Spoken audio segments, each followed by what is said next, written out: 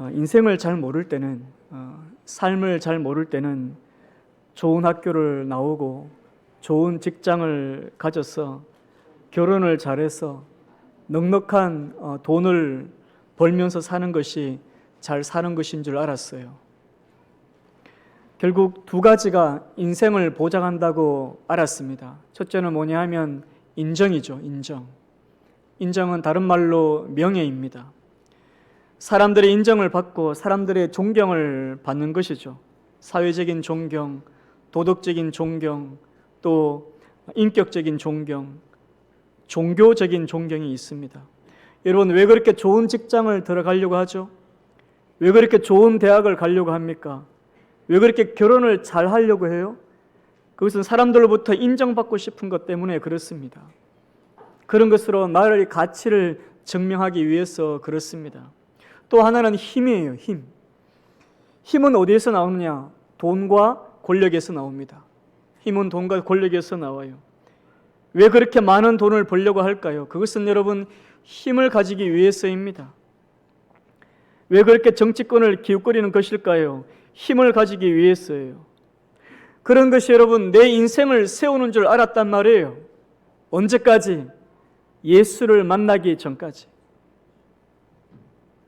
나이가 40이 넘고 50이 넘어가면서 믿음이 점점 깊어가면서 그것을 깨닫는 것입니다. 그것이 인생을 세워가는 것이 아니구나. 좋은 대학, 좋은 직장, 좋은 결혼, 많은 돈과 권력이 내 계획대로, 내 뜻대로 가질 수 있는 게 아니구나. 인생은 그런 것으로 세워지는 게 아니라 따라합시다. 하나님 말씀으로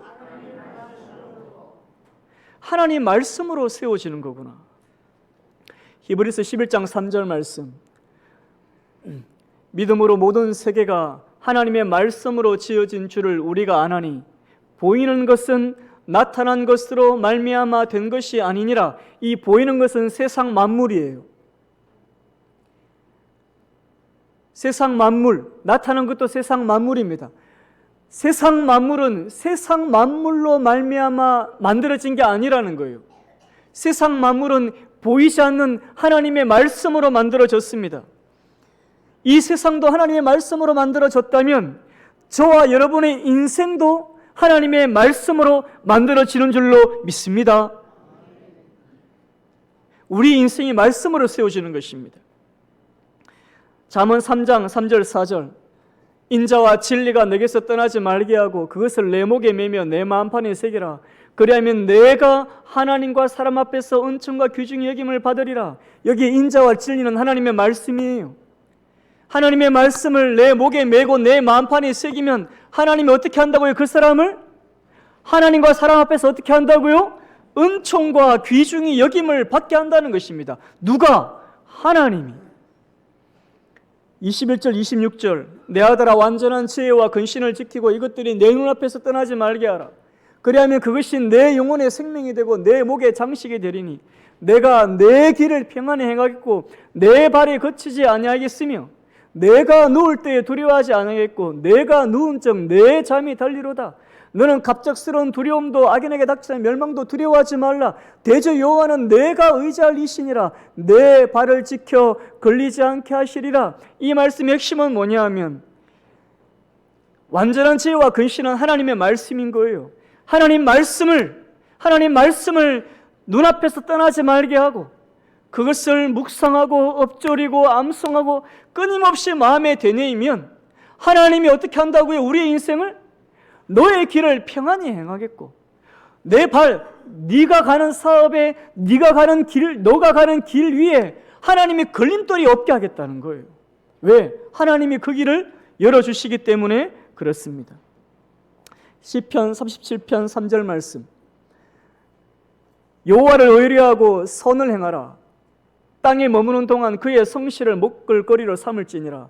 또 여호와를 기뻐하라. 그가 내 마음의 소원을 내게 이루어 주시리라. 한번 따라합시다. 여호와를 기뻐하라. 내 마음의 소원을 이루어 주시리라. 그렇습니다. 내 길을 여호와께 맡기라. 그를 의지하면 그가 이루시고. 여러분, 하나님이 기뻐하시는 것이 뭘까요? 하나님이 기뻐하는 것, 그것은 한 영혼, 한 인생이 말씀으로 채워지는 거예요. 말씀으로. 말씀으로 충만해지는 것이죠. 말씀을 자주 보고 말씀을 자주 읽고 묵상하고 생각하고 암송하고 묵상하면 여러분 그렇게 말씀이 내 마음 안에 있으면 그 말씀에 순종하게 될 수밖에 없어요. 시편 1편 1절 5절 말씀 우리 같이 읽겠습니다. 시작. 복 있는 사람은 오직 여호와의 율법을 즐거워하여 그의 율법을 지하로 묵상하는도다. 그는 시냇가에 심은 나무가 철을 따라 열매를 맺으며 그 잎사귀가 마르지 아니함 같으니 그가 하는 모든 일이 다 형통하리로다. 아멘. 여러분 이것은 하나님의 약속이에요. 한 영혼이 여호와 율법을 즐거워하는 그 사람에게는 하나님이 그의 인생이 어떻게 하겠다고요? 형통케 하겠다는 것입니다. 여러분 저 형통이라는 말을 오해하시면 안 돼요. 그것은 고난이 없다는 뜻이 아니에요. 잘 되는 일, 기쁜 일도 있겠지만 고난과 역경도 뭐냐? 그게 다 그 속에서 하나님의 뜻을 알고 그것을 감사함으로 받아들이게 된다는 것입니다. 사랑하는 성도 여러분, 이 원리가 하나님께서 세상을 운영해 나가시는 방법입니다. 자, 질문 하나 드리죠. 여러분, 세상이 하나님의 나라입니까? 교회가 하나님의 나라입니까?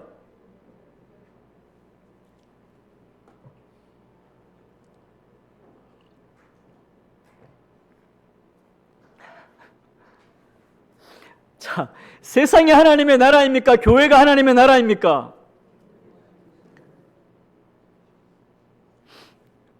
따라합시다. 둘 다 하나님의 나라다. 여러분, 세상도 하나님의 나라이며 교회도 하나님의 나라인 거예요. 여러분, 교회는 예수님의 몸을 이룬 성도입니다. 당연히 그러니까 교회는 하나님의 나라이죠. 모든 영역에 대해서 하나님께 순종하고 하나님의 통치를 인정하는 그 영혼, 그 사람의 삶이 교회인 거예요. 세상도 하나님의 나라입니다. 다만 세상은 하나님의 통치에 순종하지는 않아요. 왜냐하면 세상도 하나님의 다스리는 곳이기 때문에 그렇습니다. 하나님의 다스리지만 세상의 많은 사람들은 하나님의 그 말씀에, 하나님의 주권에 순종하지 않습니다. 그래서 하나님의 방법이 뭐냐 하면 순종하는 교회를 통해서 세상을 다스리는 거예요. 순종하는 교회. 교회는 예수님의 몸을 이룬 저와 여러분인 거죠. 교회는 예수와 연합된 예수에게 순종하는 성도가 교회입니다. 그 순종하는 교회를 통해서, 그 순종하는 성도를 통해서 세상을 하나님의 나라로 점점 확장시켜 나가는 게 하나님이 세상을 운영하시는 방식이에요. 여러분, 이것을 에베소서에 나오는 용어로 말하면 뭐냐면 한번 따라합니다. 충만. 점점 채워져 가시는 거죠. 하나님이 점점 채워져 가세요. 교회를 통해서 세상을 이끌어 가시는 것입니다. 또 하나의 질문. 여러분, 세상이 더 큰가요? 교회가 더 큰가요? 이런 질문 처음 받아보시죠? 한 번도 살면서 이런 질문 우리에게 하지 않습니다. 여러분, 세상이 커요? 교회가 커요? 자, 우리 1장 23, 22절 보세요. 에베소서 1장 22절. 에베소서 1장 22절, 21, 23절 같이 읽습니다. 시작. 만물을 그의 발 아래에 복종하게 하시고 그를 만물 위에 교회의 머리로 삼으셨느니라. 교회는 그의 몸이니 만물 안에서 만물을 충만하게 하시는 이의 충만함이니라. 성도 여러분, 아멘. 여러분, 교회가 더 큰 거예요. 하나님이 만물 위에 뭘 두셨다고요? 교회를 세우셨습니다. 교회는 세상 위에 있어요. 교회가 세상보다 더 큽니다. 따라서 하나님은 타락한 세상을 어떻게 온전하게 하시는가? 교회를 충만하게 하셔서 세상을 충만하게 하시는 것입니다. 예수 믿는 한 사람, 예수 믿는 한 영혼을 말씀으로 충만하게 하셔서 그 예수 믿는 사람이 살아가는 그 직장, 그 가정, 그 지역을, 그리스도의 말씀으로 충만하게 하시는 게 하나님이 이 세상을 운행하시는 방법이에요. 오늘 에베소서 4장을 읽으셨는데요, 여러분, 우리가 읽지는 않았지만 7절부터 11절을 먼저 이해할 필요가 있어요. 7절과 11절을 이해할 때 1번 7절에서 어디로 넘어가느냐? 11절로 넘어가야 합니다. 제가 읽어보겠습니다. 우리 각 사람에게 그리스도의 선물의 분량대로 은혜를 주셨나니. 그리고 어디로 넘어가느냐? 11절로 넘어가는 거죠.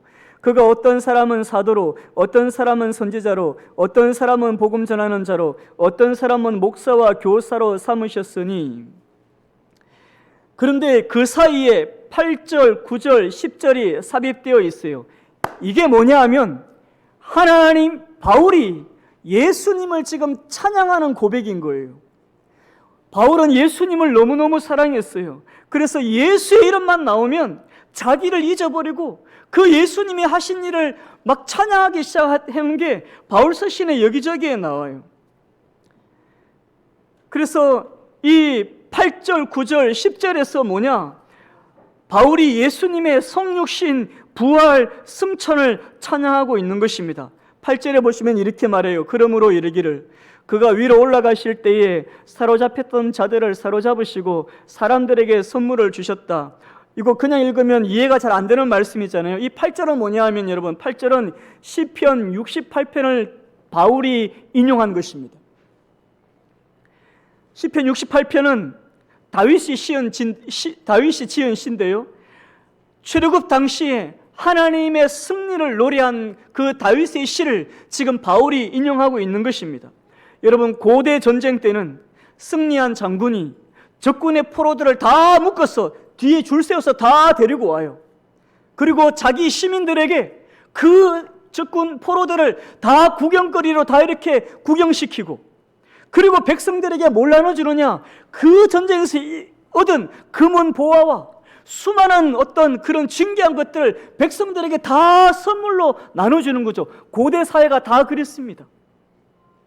지금 그것을 다윗이 인용한 것을 바울이 예수님의 사역에 대해서 오버랩시키고 있는 거예요. 지금 8절에 나오는 그 사로잡혔던 자가 누구냐? 이건 마귀예요. 마귀.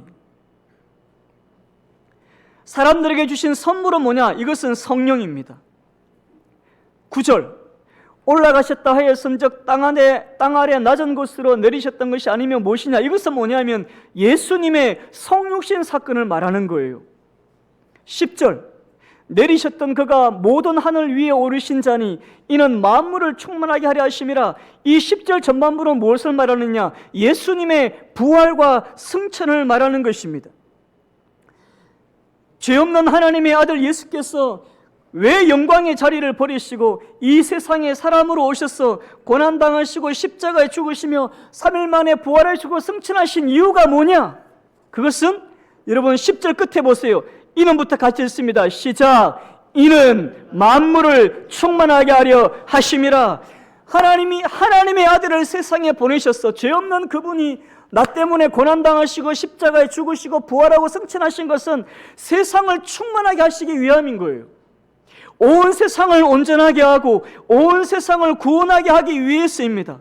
하나님이 온 세상을 구원하기 위해서 하시는 하나님의 방법이 뭐냐? 따라합시다. 교회를 말씀으로 충만케 하신다.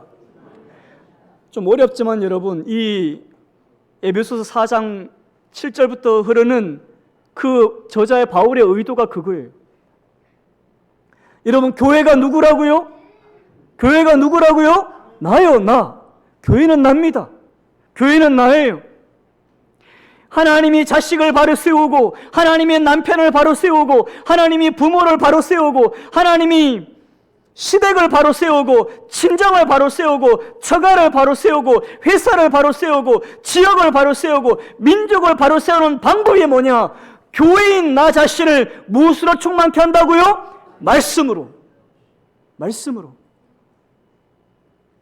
그게 하나님의 방법입니다. 하나님이 수많은 기적과 능력으로, 기적초풍을 어떤 기적과 초자연적인 능력으로 세상을 다스리시는 것이 아니라 말씀으로 충만한 그 사람을 통해서 그 사람을 가는 곳마다 하나님의 나라를 확장하고 세상을 충만하게 하시는 거예요. 그래서 하나님은 교회인 나를 말씀으로 충만하게 하기 위해서 어떻게 하시느냐? 교회에 사역자를 세우신 거죠. 11절 보세요. 11절 여러분 동그라미 하세요. 어떤 사람은 사도 동그라미, 선지자 동그라미, 복음 전하는 자 동그라미, 목사와 교사. 목사와 교사는 같은 사람이에요. 목사 곧 교사입니다. 번역은 그렇습니다. 여러분, 사도는 교회의 창설자입니다. 창설자. 바울과 또 12 제자들이 사도인 거잖아요. 선지자 복음 전하는 자는 뭐냐면 사도들이 세운 그 교회를 돌아다니면서 말씀을 전하고 교회를 견고하게 했던 사람들이 선지자와 복음 전하는 자예요. 지금은 이 사람들이 없어요. 지금은 사도도 없고 선지자도 없고 복음 전하는 자도 없어요.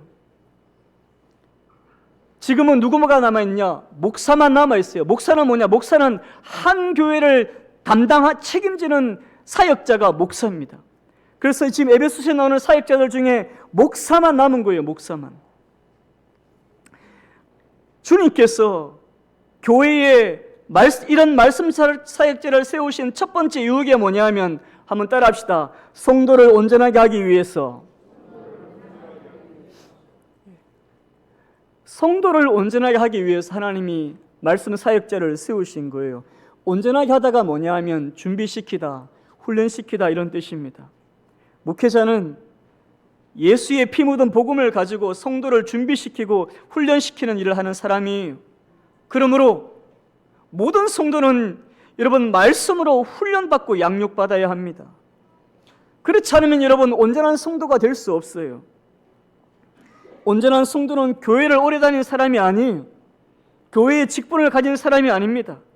온전한 성도는 복음을 제대로 배우고 정확하게 깊게 배운 사람, 하나님께서 나의 구원을 위해서 예수 안에서 행하신 일이 무엇인지를 정확하게 아는 사람, 폭넓게 아는 사람이어야 합니다. 그리고 그것을 다른 사람에게 잘 가르쳐 줄 수 있는 사람이어야 해요. 그래서 성도 여러분, 저희 교회는 새 가지고 오시면 일을 안 시킵니다. 다른 교회에서 장로이셨더라도, 다른 교회에서 권사이셨더라도, 다른 교회에서 막 40년, 50년 다녔더라도 저희 교회 오시면 여러분 일을 안 시켜요. 일을 안 맡겨요. 그럼 뭘 하느냐? 배우게 합니다. 배우게 해요. 그래서 저희가 새가족 20주를 공부시키는 이유가 그것입니다. 물론 개인차가 있겠죠. 그러나 여러분 그 배우는 단계 없이 그냥 자기 열심으로 봉사부터 하게 되면 몸을 쓰고 땀을 흘리고 돈을 내는 봉사부터 하게 되면 나중에 반드시 어떻게 되느냐? 탈이 나요. 탈이. 왜냐? 여러분 교회는 온전치 못한 사람들이 모인 곳이 교회입니다. 여러분 병원에는 건강한 사람만 있어요? 아픈 사람만 있어요? 아픈 사람만 있어요. 병원에. 여러분 누가 병원 가서 어머나 세상에 저 병원은 아픈 사람밖에 없어, 이상한 병원이야, 그렇게 말하는 사람 봤어요? 없어요. 없어요. 교회도 마찬가지입니다. 여러분 교회도 다 불안전한 사람, 상처 입은 사람, 마음 아픈 사람들이 모인 것이 교회입니다. 그러므로 견해와 가치관이 서로 다르기 때문에 때로는 마음이 상하기도 하고 상대를 공격하기도 하고 그러다 보면 여러분 시험 들어요. 나는 좋은 의도 있는데 상대방은 그렇게 받지 않는 것입니다. 시험 들고 마음의 상처를 받으면 한 주 결석하고 두 주 결석하고 그러면 여러분 교회를 떠나요. 그래서 교회에 와서 여러분 무엇인가 봉사하기 전에 복음에 대한 깊은 이해와 양육과 훈련받는 것이 먼저입니다. 먼저예요. 그래서 저희 교회는 제자훈련 받지 않으면 여러분 뭘 맡기지 않습니다. 새가족 20주와 1:1 양육과 제자훈련을 가져야 직분자로 세우고 어느 일을 맡겨요. 사람이 없으면 어떻게 해요? 그러면 세우지 않습니다. 세우지 않아요. 그 사역을 만들지 않는 거죠. 자, 이렇게 복음을 배워서 온전한 성도는 뭘 하게 되느냐? 따라합시다. 봉사 일을 한다. 자, 12절을 보시면 12절에 이는 성도를 온전하게 하여 봉사의 일을 하게 하며,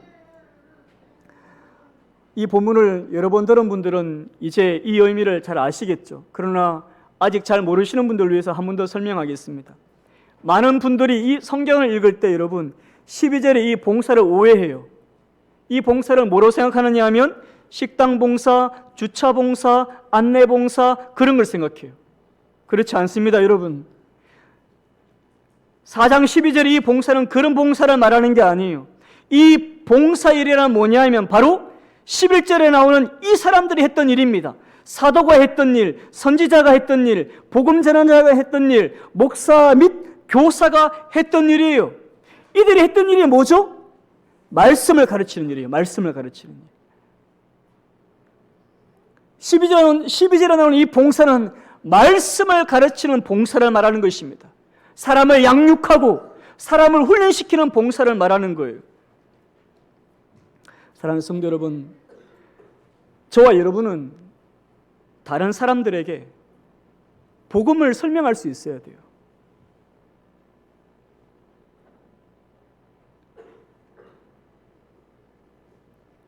나에게 관심을 갖는, 교회 오고 싶어하는 그 옆집 애기 엄마에게 복음을 설명해 줄 수 있어야 해요. 매일 만나는 직장 동료에게 복음을 설명해 줄 수 있어야 합니다. 가족에게 결혼했는데 시부모님이 믿지 않아, 그 시부모님에게 복음을 설명해 줄 수 있어야 하고, 결혼했는데 장인 장모가 믿지 않아, 그 장인 장모에게 복음을 설명해 줄 수 있어야 해요. 어떤 사람이 묻습니다. 당신은 왜 교회 다니십니까? 자, 여러분, 이런 질문은 다 받을 수 있어요. 직장 동료가, 새로운 이사 온 사람이, 내 친한 절친이 나에게 물을 수 있잖아요. 너는 왜 그렇게 열심히 교회 다녀? 우리 전도팀의 권사님이 전도하러 다니는데 40년 전 친구를 만나셨어요. 그 친구분이 우리 권사님께 이렇게 묻습니다. 네 아직도 교회 다니나? 여러분, 그게 뭐냐면 너 왜 아직도 교회 다니? 이런 거예요. 왜? 사람들은 궁금한 거예요. 여러분, 그렇게 질문을 받으면 설명해 줘야 돼요. 설명을.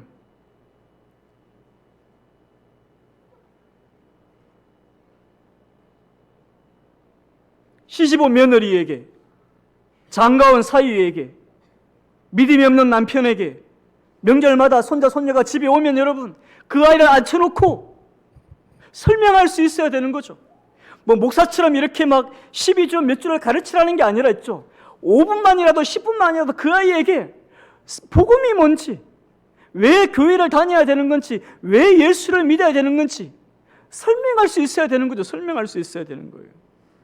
사랑하는 성도 여러분, 3대째 4대째 믿는 집안 출신이라도, 직업이 교수고 의사고 회사의 대표일지라도, 교회의 직분이 중직자일지라도 한 번도 다른 사람, 어른이든 아이든 가족이든 이웃이든 간에 복음을 설명해 본 적이 없다면 여러분 12절에 나오는 온전한 성도가 아직은 아닌 거예요.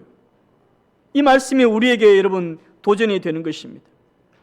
그 다음, 그래서 그 성도들이 그런 말씀사에게 봉사를 하게 될 때 교회가 어떻게 되느냐? 한번 따라 합시다. 그리스도의 몸을 세우려 함이라. 그렇죠. 이 그리스도의 몸이 뭐냐? 교회입니다. 교회.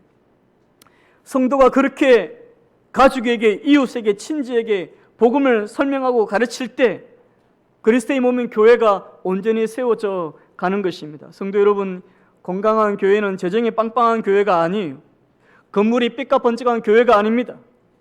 건강한 교회는 교회 안에서 서로 말씀을 가르치고 은혜를 나누고 교회 밖에서 복음을 전하는 선포함으로써 교회가 건강한 것입니다.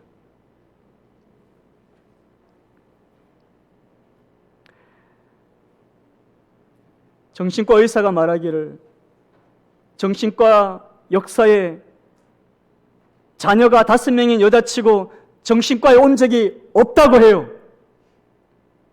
왜죠?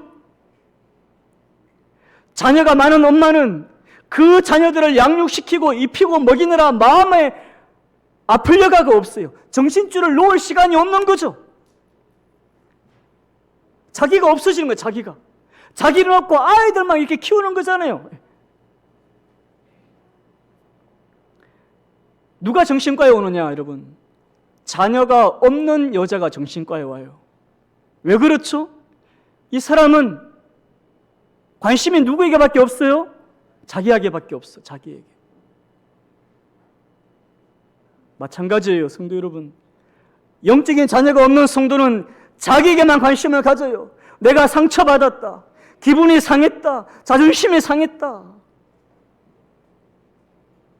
성도 여러분, 주님 앞에 갔는데 한 명도 말씀으로 양육하지 못했다면 그것이 얼마나 부끄러운 일이겠습니까?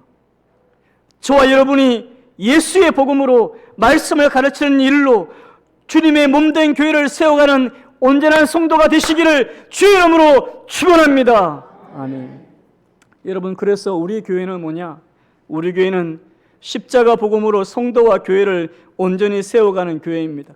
옆에 여기 있어요. 이 자막, 우리 현수막 같이 읽어보죠. 시작. 십자가 복음으로 성도와 교회를 온전히 세워가는 교회. 이 말씀이 여러분 우리 교회의 뼈대입니다. 우리 교회의 방향이. 성도는 누굴 뜻하느냐? 한 개인을 뜻합니다. 한 개인. 앞에 있는 교회는 뭐냐 하면 앞에 있는 교회는 주님의 몸을 말하는 거죠. 보편적인 교회를 말하고 뒤에 있는 교회는 우리 지역교회를 말하는 거예요. 우리 중앙교회를 말하는 것입니다.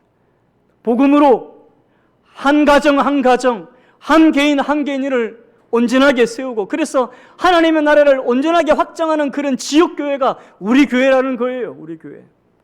그래서 누가 우리에게 묻는다면 너 청도 중앙교회 다닌다며, 근데 청도 중앙교회가 뭐 하는 곳이야? 이렇게 물으면 여러분 뭐라고 대답해야 될까요? 따라합시다. 우리 교회는 십자가 복음으로 개인과 가정을 온전하게 해서 주님의 몸을 세워가는 교회입니다. 자, 지금 제가 10초 드릴 테니까 빨리 외우세요.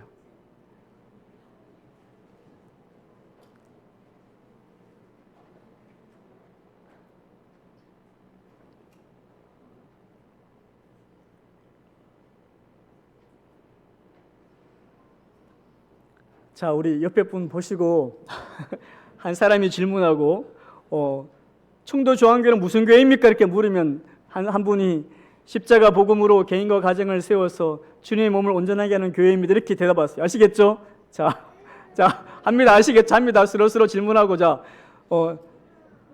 청도 중앙교회는 무슨 교회입니까? 그래서 질문하세요. 시작. 청도 중앙교회는 무슨 교회입니까? 대답하세요. 자, 한 분 대답하시고.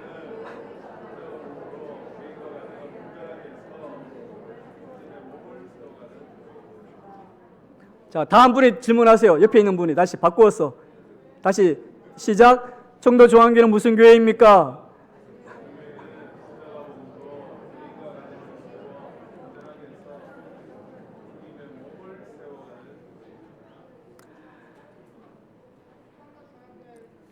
뒤에 설교 용지가 3장 남아 있는데 오늘 공동의회에 있어요. 그래서 여기서 마무리하고자 합니다. 성도 여러분, 그렇습니다. 하나님의 방법은 우리가 세상적으로 유명해지고 사람들이 존경하는 그 인정과 명예와 힘과 권력을 가져서 그래서 살아가는 존재가 아니죠. 하나님의 뜻은 분명합니다. 한 사람, 그 한 개인을 말씀으로 충만하게 하셨어. 그 사람을 통해 가정과 직장과 민족이, 교회가, 사업장이 충만해지게 만들어 가시는 것이 하나님의 방법입니다. 그러므로 여러분 새해 큐티책 사셨습니까? 지금 사무실에 4권 남아 있어요. 따라합시다. 큐티책 사기라도 하자. 여러분 새해에는 말씀과 동행하십시오. 성경 암송 학교에 입학하십시오. 자녀들을 다 보냈어요, 여러분. 정말 그러면 하나님이 그 인생을 책임지실 것입니다. 새해의 말씀과 동행함으로 하나님께 쓰임받는 우리 교회 여러분들의 가정 되시기를 주의 이름으로 축복합니다. 아멘. 기도하겠습니다.